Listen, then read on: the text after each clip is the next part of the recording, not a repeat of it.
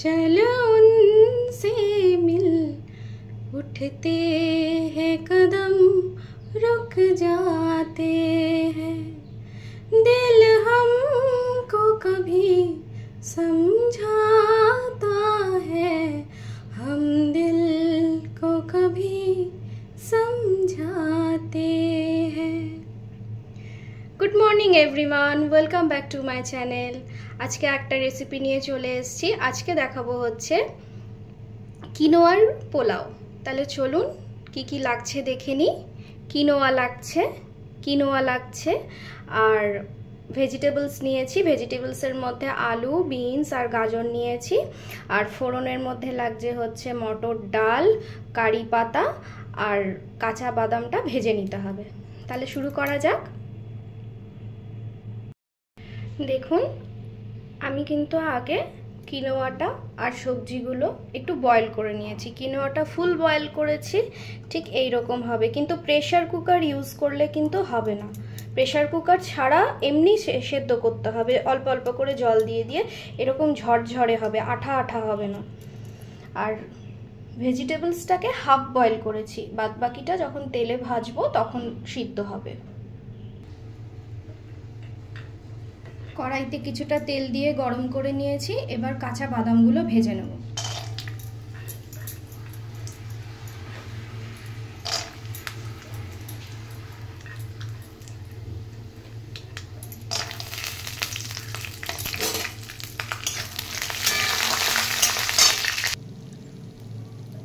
বাদামগুলো ভেজে তুলে নিয়েছি। এবার এই তেলের মধ্যে কিছুটা ঘি অ্যাড করব।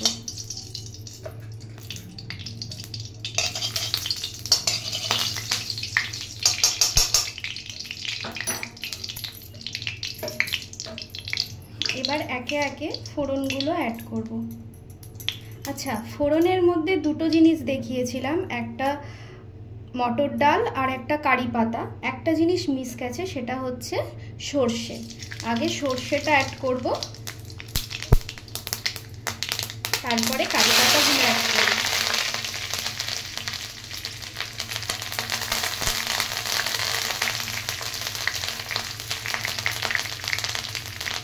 এবার মটর ডালটা অ্যাড করে দেব।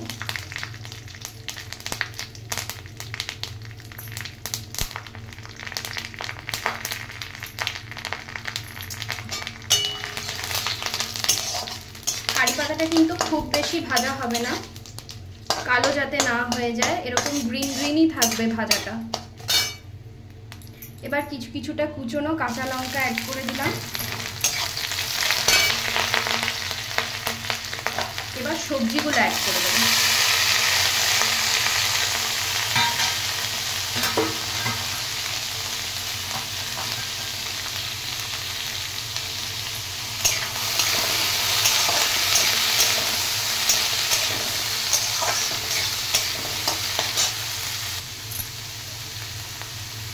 নুন অ্যাড করব কিছুটা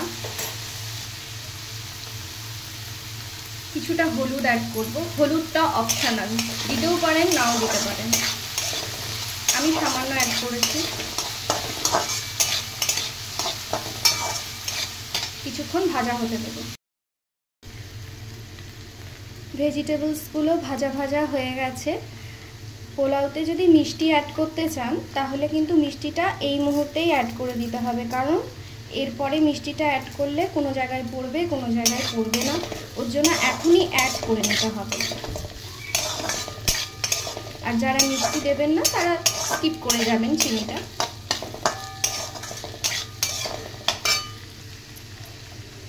এবার ভেজে রাখা বাদামগুলো অ্যাড করে নেব।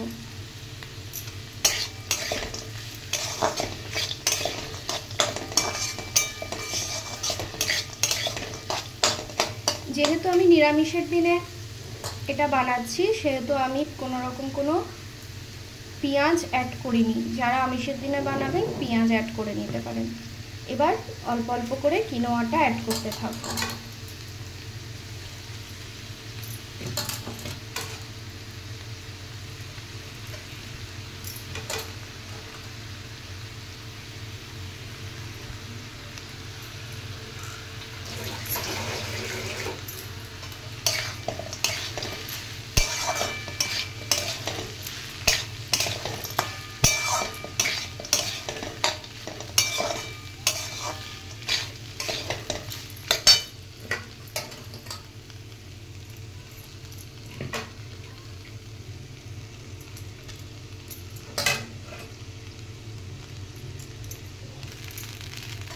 কিনোয়ার সাথে সব সবজিগুলো খুব ভালোভাবে মিশিয়ে নিয়েছি।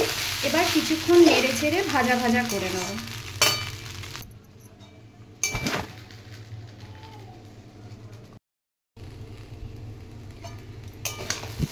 সমস্তটা খুব ভালোভাবে মিশিয়ে নিয়েছি।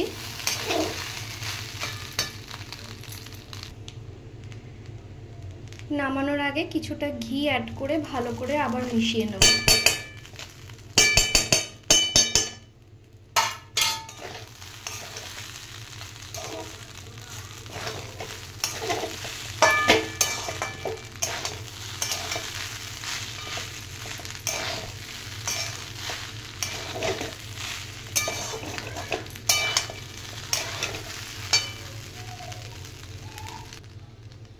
রেডি হয়ে গেছে আমার কিনোয়ার পোলাও। গরম গরম সার্ভ করে নেব।